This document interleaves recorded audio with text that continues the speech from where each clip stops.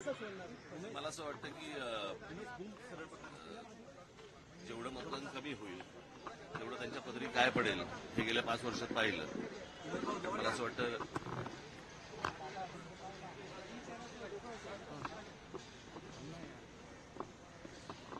जास्तीत जास्त लोकांनी मतदान करून एक तर मतदान केलं पाहिजे सगळ्यांनी. म्हणजे हा तर विषय आहेच, पण आपलं मत व्यक्त करणं त्यापासून बाजूला हटणं हा काही पर्याय नाही होऊ शकत.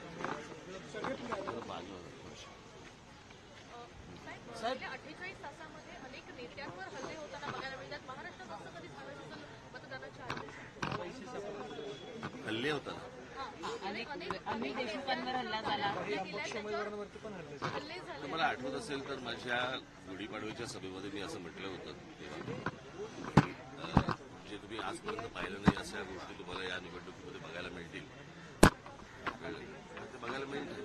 साहेब, आम्ही जिथे उभा आहे महाराष्ट्रात आपले अनेक उमेदवार उभे आहेत. आपण नेहमी म्हणताय की यावेळेस सत्तेत मनसे असेल, कसं परफॉर्मन्स पाहताय? झालं ना, आता सगळ्या निवडणुका झाल्या, आता मतदान झालं.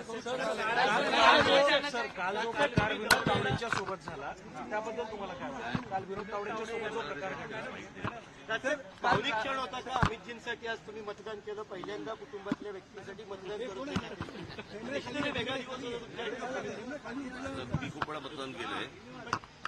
बॅलेट मशीनवर ठाकरेंसाठी मतदान केलं तुम्ही. चांगली गोष्ट आहे. तर एक वरळीत मनसेचं पत्र व्हायरल होत आहे. शिंदे तुमच्या नावाचं पत्र व्हायरल होत आहे आणि फेक पत्र असल्याचं कळतंय. मला नाही माहिती. तुम्ही कुठेतरी सकाळून काहीतरी बातम्या काढताना आम्हाला प्रश्न विचारता. माहित नाही मला. चला, शुभेच्छा.